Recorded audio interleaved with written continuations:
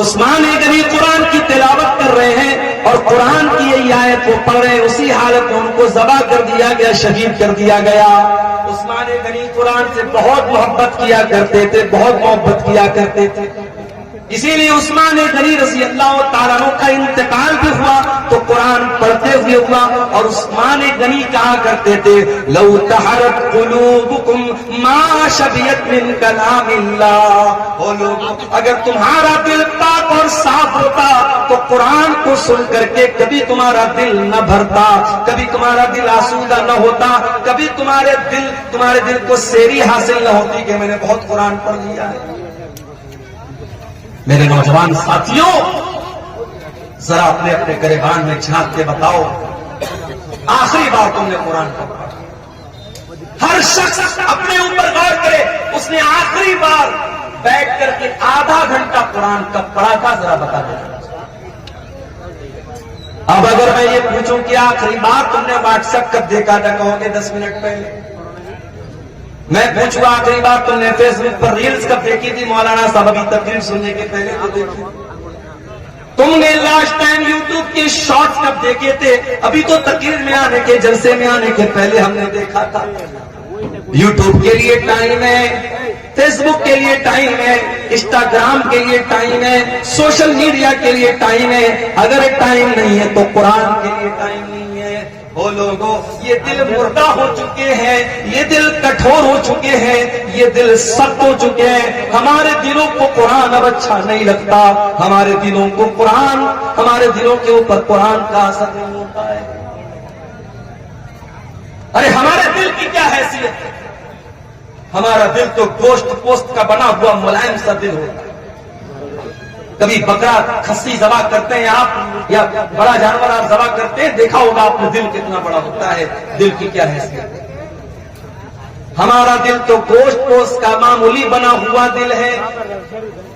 اللہ قرآن میں کہتا ہے، قرآن کے 28ویں پارے میں کہتا ہے، سورہ حشر کی آیت نمبر 21 میں کہتا ہے لو انزلنا هذا القرآن على جبل لرأيته خاشعا متصدعا من خشية الله۔ وہ لوگوں اس قرآن کو ہم نے کسی پہاڑ کے اوپر بھی اتارا ہوتا تو پہاڑ بھی اللہ کے خوف سے ریزہ ریزہ ہو جاتا، پہاڑ بھی اللہ کے خوف سے چور چور ہو جاتا، پہاڑ بھی قرآن کو سہن نہ کر پاتا۔ یہ قرآن اتنی طاقتور کتاب ہے، اتنی پاورفل کتاب ہے۔ وَتِلْكَ الْأَمْثَالُ نَضْرِبُهَا لِلنَّاسِ لَعَلَّهُمْ يَتَفَكَّرُونَ۔ وہ لوگوں تمہارا پروردگار مثالیں بیان کر رہا ہے، تم غور کیوں نہیں کرتے؟ عمر ابن خطاب کو دیکھو، اسلام کے بڑے کٹر دشمن ہیں، ابھی اسلام قبول نہیں کیا ہے، اسلام کے بڑے کٹر دشمن ہیں عمر بن خطاب۔ ایک دن کھانے کعبہ کے پاس سے گزر رہے ہیں، اللہ کے پیارے نبی قرآن کی تلاوت کر رہے ہیں، عمر فاروق کے کانوں میں قرآن کی آیت پہنچتی ہے، عمر فاروق کے دل میں خیال آتا ہے اتنی اچھی کتاب ہے، اتنا اچھا کلام ہے، یہ ضرور کسی شاعر کی شاعری ہے، یہ ضرور کوئی پوئٹری ہے، کوئی کویتا ہے، کوئی شاعری ہے۔ شاعری پسند ہے نا؟ ہمارے منہ سے حسین نام کا یہ بچہ آیا ہے، کیوں آیا ہے بھائی؟ آپ کو نعتیں سنا رہا ہے، حمد سنا رہا ہے، کلام سنا رہا ہے، شاعری پسند ہے۔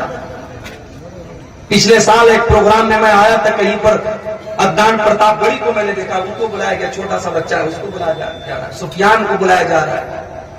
شاعری پسند ہوتی ہے انسان کو، شاعری میں ایک اٹریکشن ہوتا ہے۔ عمر فاروق نے قرآن کو سنا، قرآن اچھا لگا، قرآن دل کو بھایا، قرآن نے دل کو آکرشت کیا۔ عمر ابن خطاب نے کہا کہ ضرور یہ کسی شاعر کی شاعری ہے۔ ابھی عمر ابن خطاب کے دل میں یہ خیال آیا تھا، اللہ کے نبی نے قرآن کی آیت پڑھی وَمَا هُوَ بِقَوْلِ شَاعِرٍ قَلِيلًا مَا تُؤْمِنُونَ۔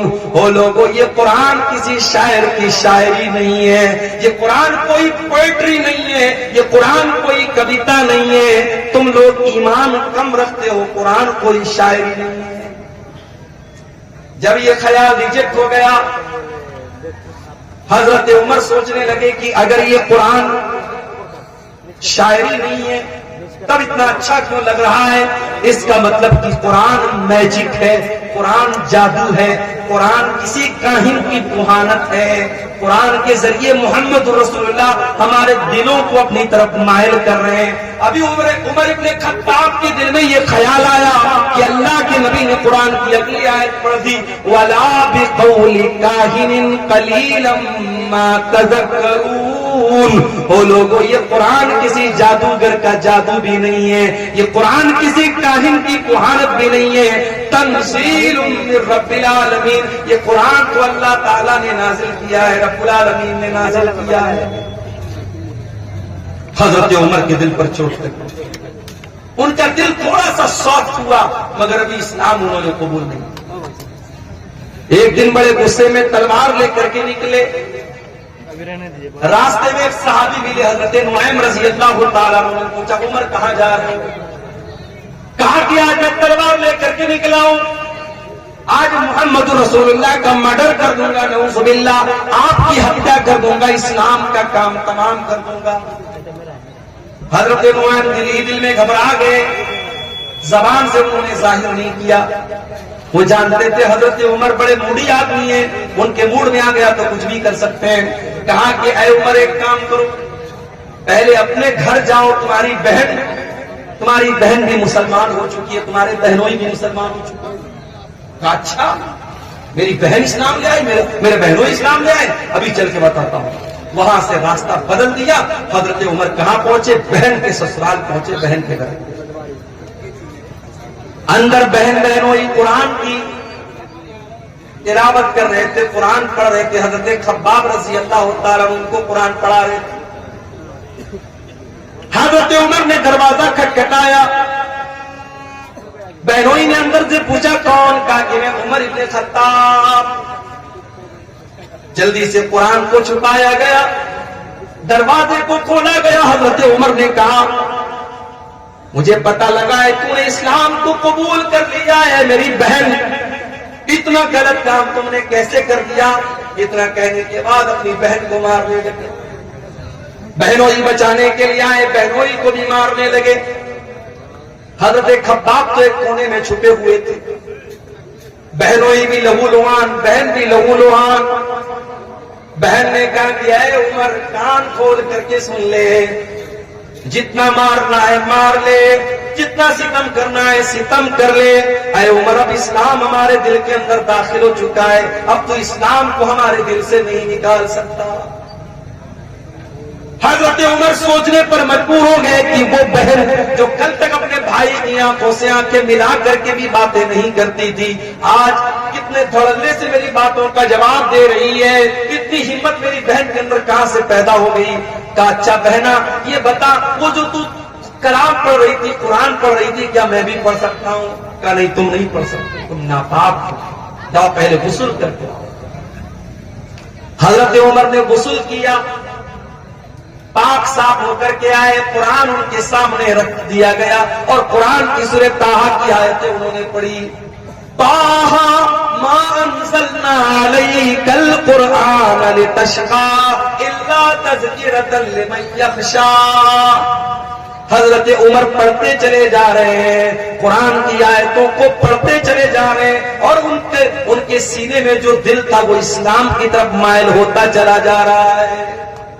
جب تلاوت ختم کر چکے، کہا کہ اے میری بہنا یہ اللہ کا کلام ہے، میں بھی اس پر ایمان لانا چاہتا ہوں، میں بھی اسلام قبول کرنا چاہتا ہوں، میں بھی مسلمان ہونا چاہتا ہوں۔ حضرت سعید بن زید ان کے بہنوئی تھے، ان کو لے کر کے دار ارقم میں پہنچے، جہاں اللہ کے نبی اپنے صحابہ کو لے کر کے چھپے رہتے تھے اور اسلام کی وہیں پر تبلیغ کرتے تھے۔ دار ارقم میں پہنچ کر کے حضرت عمر نے دروازہ کھٹکھٹایا، اندر سے پوچھا گیا کون؟ کہا کہ میں عمر بن خطاب ہوں۔ اندر صحابہ کرام ڈر گئے کہ ارے عمر آئے، پتہ نہیں کیا ارادہ کرتے ہیں۔ حضرت حمزہ بھی اسلام لا چکے تھے، انہوں نے کہا کوئی بات نہیں، آنے دو، اچھے مقصد کے تحت آیا ہے تو اچھی بات ہے، برے مقصد کے تحت آیا ہے تو اسی کی تلوار سے اس کو ختم کر دوں گا، آنے دو۔ دروازہ کھولا گیا، حضرت عمر فاروق رضی اللہ تعالیٰ عنہ اندر آتے ہیں اور اللہ کے نبی کے پاس آ کر کے کہتے ہیں اشہد ان لا الہ الا اللہ واشہد انک رسول اللہ۔ اے اللہ کے نبی، میں کوئی دشمنی کرنے نہیں آیا، میں کوئی مرڈر کرنے نہیں آیا، میں کوئی ہتیا کرنے نہیں آیا، میں اللہ کی توحید کا اعلان کرتا ہوں اور میں آپ کے رسول ہونے کا اعلان کرتا ہوں۔ اللہ کے نبی نے اللہ کا شکر ادا کیا، کیونکہ آپ نے اللہ سے دعا کی تھی کہ اے اللہ تو دو لوگوں میں سے کسی ایک کو اسلام کی توفیق دے دے، چاہے عمر بن ہشام کو جس کو ابو جہل کہتے ہیں اس کو تو اسلام کی توفیق دے دے، چاہے تو عمر بن خطاب کو دے دے۔ اللہ کو عمر بن خطاب پسند تھے، ابو جہل پسند نہیں تھا، ابو جہل کو ایمان کی دولت نہیں ملی، حضرت عمر کو مل گئی۔ اللہ کے نبی نے اللہ کا شکر ادا کیا اور مسلمانوں نے مل کر کے نعرے تکبیر لگایا، اتنے زور سے نعرے تکبیر لگایا کہ پوری مکان کی چھت